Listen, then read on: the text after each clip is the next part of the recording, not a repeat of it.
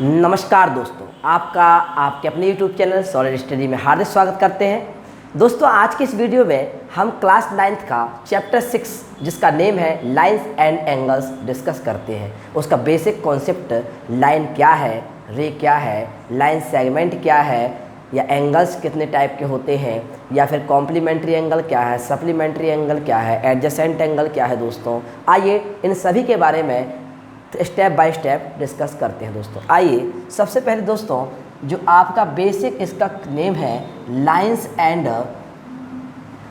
Angles. दोस्तों इस chapter का नेम ही है लाइंस एंड एंगल्स। दोस्तों हम पहले से ही क्लास 6 से लेके 7th 8th क्लास में भी ऑलरेडी पढ़ रखे हैं लाइन क्या है, लाइन सेगमेंट क्या है। दोस्तों एक बार फिर से डिस्कस कर देते हैं।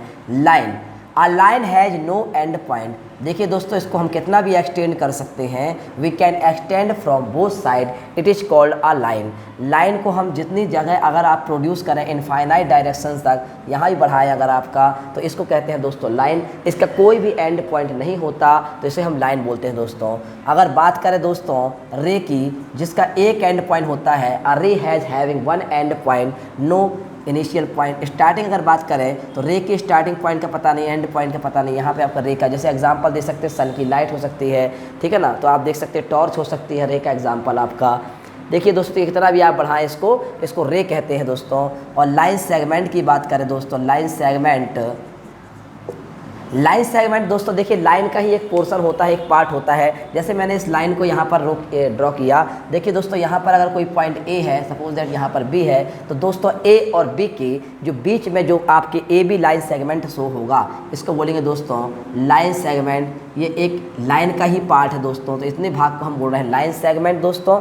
अब दोस्तों देखिए इसमें कॉमन आर्मी होती है। मान लीजिए एक रे है दोस्तों ये है, और एक रे दोस्तों ये है, इसके बीच में कोई ना कोई एंगल बन रहा है दोस्तों। तो जो भी एंगल इसके मान लीजिए ओ, ये मान लीजिए ए है, और ये है आपका बी। दोस्तों ए ओ बी में आपका जो एंगल बन रहा है थीटा एंगल है यहाँ पर। तो दोस्तों थीटा एंगल जो है इसके बीच में कोई ना कोई देखिए कॉमन पॉइंट है जो कि ओ है। तो कॉमन पॉइंट ओ के कारण दोस्तों ये कॉमन आर्म आपकी ओ बी और ये आपका ओ ए, इन दोनों के बीच में कॉमन पॉइंट ओ है दोस्तों। तो ये इस प्रकार से एंगल बन रहा है ए ओ बी। दोस्तों आइए डिस्कस करते हैं अब लाइंस के। आपके देखिए कॉम्प्लीमेंट्री आपके एंगल्स होते हैं, सप्लीमेंट्री एंगल डिस्कस करेंगे। सबसे पहले हम लाइन के बारे में डिस्कस कर चुके कि लाइन क्या होती है। A line has no end point, we can extend from both side या we can produce from both side. दोनों ओर से कितना भी एक्सटेंड कर सके उसे बोलते हैं लाइन। इसका कोई भी दो एंड पॉइंट नहीं होते। रे आपका बता दिया मैंने, जैसे सन की लाइट आप देख सकते हैं, ये सन होती है। एक सन के आप देखिए, सन के कारण आपकी जितने भी डिस्टेंस होगी, इसकी यहाँ से एंड पॉइंट फिक्स है, यहाँ से आपकी कितनी डिस्टेंस कहाँ तक जा रही है, ये आपकी रे कहलाती है दोस्तों, ये रे कहलाती है। ठीक है दोस्तों, अब आइए डिस्कस करते हैं। लाइन सेगमेंट के बारे में डिस्कस कर दिया, अब टाइप्स ऑफ एंगल्स के बारे में डिस्कस करेंगे। According two sides and according two angles discuss करेंगे कि साइड्स और एंगल्स में क्या डिफरेंस है। तो देखिए दोस्तों सबसे पहले बात करें अगर हम लाइन की, तो लाइन में देखिए दोस्तों हमने डिस्कस कर लिया। अब आते हैं एंगल्स, तो टाइप्स ऑफ एंगल्स। अब देखिए दोस्तों साइड के अकॉर्डिंग तो हम जानते हैं कि अगर 3 टाइप के एंगल्स होते हैं। अगर साइड की बात करें दोस्तों, तो जैसे देखिए आपका एक एंगल्स अगर बात करें दोस्तों, एक ये है ए बी सी। दोस्तों यहाँ पर इस प्रकार का ट्रायंगल है, आप देख सकते हैं ए बी सी एक ट्रायंगल है। मान लीजिए एक आपका ये ट्रायंगल है दोस्तों, और देखिए इस प्रकार से ट्रायंगल्स है। अगर साइड की बात करें दोस्तों, ट्रायंगल का मतलब ही होता है जिसकी 3 साइड्स होती हैं। एक प्रकार का पॉलीगन जिसमें 3 वर्टेक्स होते हैं। 3 आपके देखिए वर्टेक्स, जैसे ए बी सी, ये आपके वर्टेक्स है दोस्तों, ए बी और सी ये वर्टेक्स है। अगर बात करें साइड की, तो साइड दोस्तों हो जाएंगी ए बी। किसी प्रकार का भी एंगल ट्रायंगल होगा उसमें 3 साइड्स होंगी, 3 वर्टेक्स होंगी, और डायगोनल की संख्या यहाँ पर 0 होती है, क्योंकि डायगोनल क्या होता है, अपोजिट्स जो वर्टेक्स होते हैं उसको ज्वाइन करने वाली लाइन को बोलते हैं दोस्तों। अब यहाँ पर देखिए एक हो गया सी ए। दोस्तों ये है आपकी side A B B C, और ये सेकेंड नंबर, ये फर्स्ट, ये थर्ड नंबर। तो आप देखिए यहाँ पर A B B C side. Angle की बात करें दोस्तों, तो यहाँ पर देखिए एंगल ए, एंगल्स आपका ए, एंगल बी और एंगल सी दोस्तों। तो इस प्रकार से दोस्तों आप देख सकते हैं यहाँ पर साइड एक ऐसा पॉलीगन, एक क्लोज पॉलीगन आप देख सकते हैं जिसमें आपके देखिए 3 वर्टेक्स, 3 साइड्स और 3 एंगल्स हैं। इनको बोल सकते हैं दोस्तों हम ट्रायंगल। अब देखिए साइड के अकॉर्डिंग अगर बात करें, साइड के अकॉर्डिंग दोस्तों 3 टाइप के ट्रायंगल्स होते हैं। अगर बात करें सबसे पहले स्केलन ट्रायंगल की बात करते हैं, दूसरा होता है इक्विलेटरल दोस्तों, इक्विलेटरल ट्राइंगल, और तीसरा होता है दोस्तों आपका आइसोसेलेस दोस्तों, आइसोस्केलेस ट्राइंगल बोलते हैं दोस्तों। आइए डिस्कस करते हैं इसके बारे में। हमने पहले भी पढ़ रखा है कि जिसकी 3 साइड्स डिफरेंट होती हैं, लाइक मान लीजिए दोस्तों ये 5 सेंटीमीटर है, ए बी इक्वल टू ये 7 सेंटीमीटर है दोस्तों, और ये 6 सेंटीमीटर है। तो दोस्तों देखिए ये देयर आर डिफरेंट साइड्स, तो इसको हम बोलेंगे दोस्तों स्केलन ट्राइंगल, स्केलन ट्राइंगल इसे बोलेंगे। अगर मान लीजिए दोस्तों आपका ये देखिए 3 साइड इक्वल होती है, मान लीजिए ये 5 सेंटीमीटर है और ये 5 सेंटीमीटर है, ये 5 सेंटीमीटर है। तो दोस्तों इस प्रकार से बने जो ट्राइंगल को हम बोलते हैं दोस्तों we can say equilateral triangle. And equilateral triangle has 3 sides are equal, we can say there are 3 sides are equal, so it is called a equilateral triangle. अब बात करें आइसोसेलेस ट्राइंगल की दोस्तों, देखिए आइसोसेलेस ट्राइंगल की बात करें, अगर दोनों चीज़ें साइड बराबर हों, सपोज दैट आप देखिए मान लीजिए मैंने इसको 5 सेंटीमीटर दिया और दोस्तों इसे ही आप देखिए ये दोनों साइड आपकी 6 सेंटीमीटर हो जाए और 6 सेंटीमीटर हो जाए। दोस्तों इस प्रकार से बने ट्राइंगल को दोस्तों आइसोसेलेस ट्राइंगल कहते हैं, जिसकी 2 साइड्स इक्वल होती हैं। मान लीजिए यहाँ पर ए है, ये बी है, ये सी है, तो ए बी इक्वल टू दोस्तों ए सी हो गया इक्वल टू 6 सेंटीमीटर, दोनों साइड इक्वल है दोस्तों, देख सकते हैं आप। और ये बी सी डिफरेंट साइड है जिसका 5 सेंटीमीटर लिया है। तो इस प्रकार के आइसोसेलेस ट्राइंगल होता है। अब दोस्तों हम आते हैं, ट्राइंगल की बात कर दी हमने, अब आते हैं एंगल्स के टाइप। तो दोस्तों देखिए सबसे पहले हम बात करते हैं 0 डिग्री एंगल भी होता है, दूसरा होता है दोस्तों एक्यूट एंगल। 0 डिग्री का मतलब दोस्तों स्टार्टिंग अगर आप बात करें 0 डिग्री की, तो हम यहाँ से 0 डिग्री अगर स्टार्ट करते हैं तो जो भी एंगल होंगे 0 डिग्री के एंगल होंगे। अब वी कैन से नाउ एक state acute angle. Acute angle की बात करें दोस्तों, आ एंगल लेस देन 90 और ग्रेटर देन 0 दोस्तों, ग्रेटर देन 0। मान लीजिए यहाँ पर कोई एंगल x है, तो दोस्तों ये 90 से जो बड़ा छोटा होगा और x जो है आपका 0 डिग्री से बड़ा होगा, यानी इसका मतलब ये है, इसको कह सकते हैं दोस्तों ये एक्यूट एंगल है दोस्तों, एक्यूट। अब बात करते हैं दोस्तों सेकेंड नंबर की। तो सेकेंड नंबर की बात करें तो देखिए दोस्तों सेकेंड नंबर का आपका राइट एंगल की बात करते हैं। Right angle which angle whose measure is 90 degree, ये जितना भी एंगल बना रहा हूँ दोस्तों ये 90 डिग्री का एंगल होता है, इसे हम बोलते हैं दोस्तों राइट एंगल। दोस्तों यहाँ पर जो भी एंगल बन रहा है देखिए ये इन दोनों के परपेंडिकुलर लाइन हो रही है और आपका देखिए ये है आपका right angle. An angle whose measure is 90 degree is called right angle. अब थर्ड आता है दोस्तों ऑब्ट्यूज एंगल। ऑब्ट्यूज दोस्तों देखिए ऑब्ट्यूज एंगल का मीन्स होता है which angle greater than 90 and less than 180। Suppose that ये एंगल है दोस्तों greater than 90 and less than 180 दोस्तों।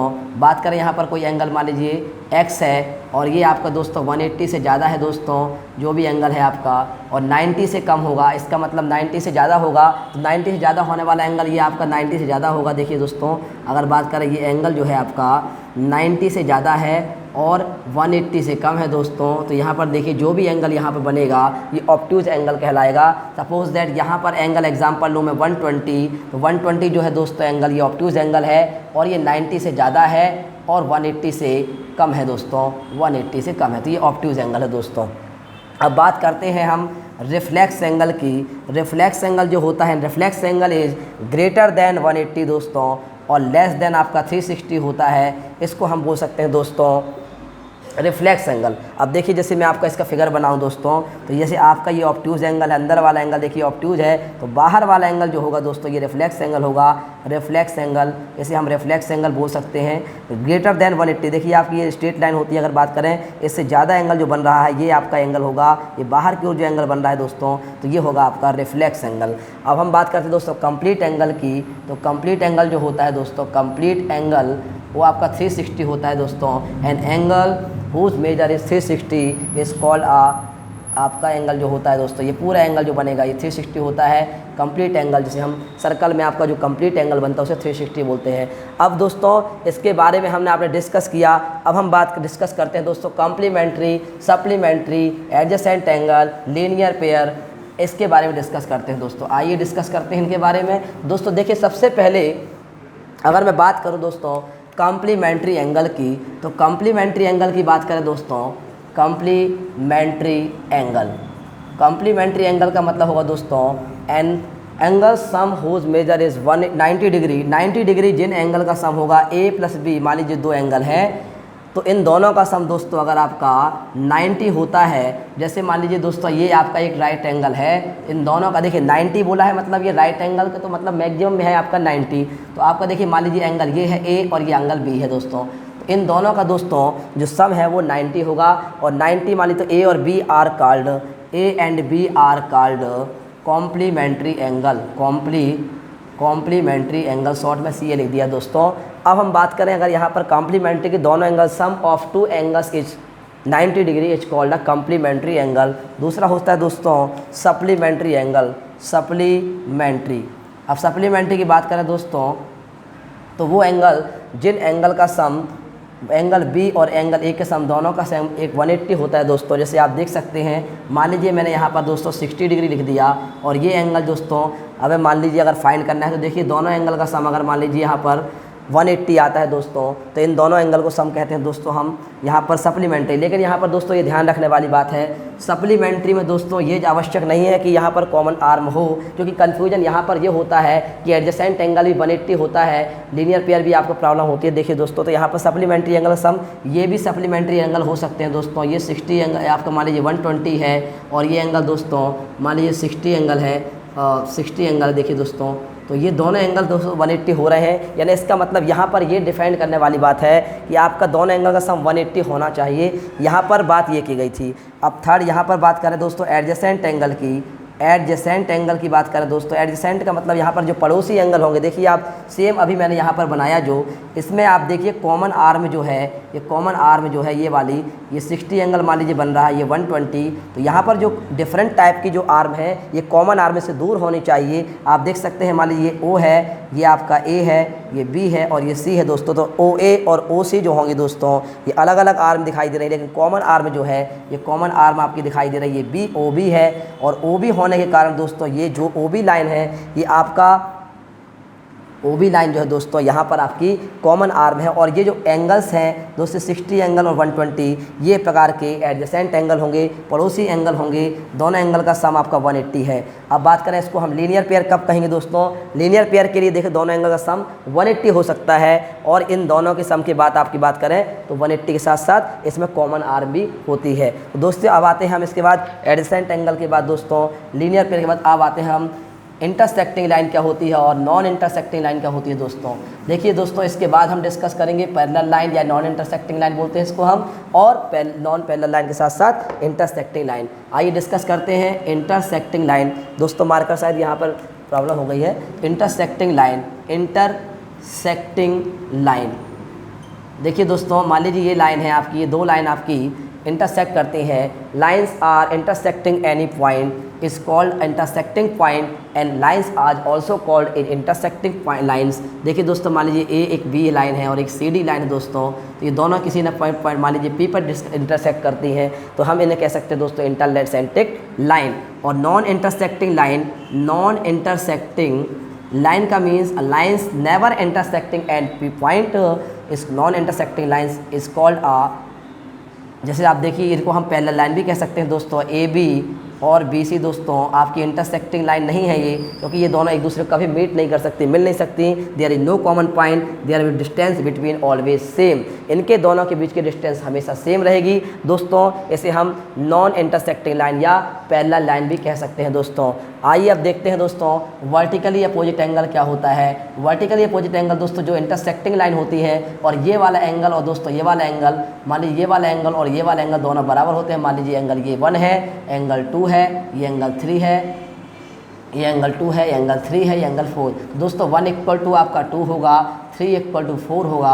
ये दोनों एंगल दोस्तों वर्टिकली अपोजिट एंगल कहलाएंगे दोस्तों। वर्टिकली इसके लिए आप चाहे कैसे भी आप इंटरलेट कर दें, चाहे ऐसे भी कर दें, आपका ये दोनों एंगल आपके वर्टिकली अपोजिट एंगल कहलाएंगे दोस्तों। अब आते हैं दोस्तों आपका वर्टिकली अपोजिट एंगल हो गया दोस्तों। इसके साथ साथ अल्टरनेटिव इंटीरियर की बात करें, मान लीजिए दो पैरेलल लाइन है दोस्तों और एक ट्रांसवर्सल लाइन है, तो यहाँ पर देखिए दोस्तों जो कट कर रही है, मान लीजिए एल है, ये एम है और ये पी है, तो P is a transversal line, L M are L M parallel है एम के, एल जो पैरेलल लाइन है वो एम के पैरेलल है दोस्तों। तो यहाँ पर जो इंटरसेक्टिंग जो लाइन है, देखिए यहाँ पर जो पॉइंट बनेंगे, एंगल्स बनेंगे, ये कौन कौन से एंगल मैं आपको बताता हूँ। तो यहाँ मान लीजिए 1 एंगल, ये 2 एंगल, ये 3 एंगल, ये 4 angle, 5 angle, 6 angle, 7 angle, 8 angle दोस्तों।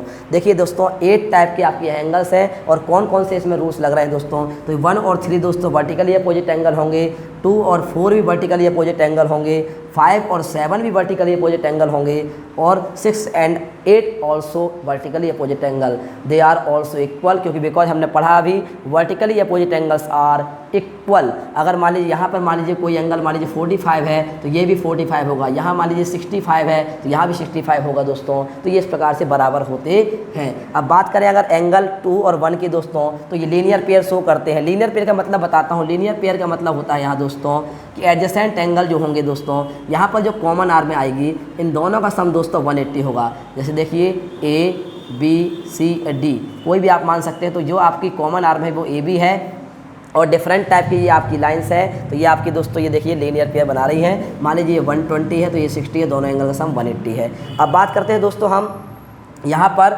1 और 2 की। तो देखिए दोस्तों यहाँ पर लीनियर अल्टरनेटिव इंटीरियर क्या होते हैं।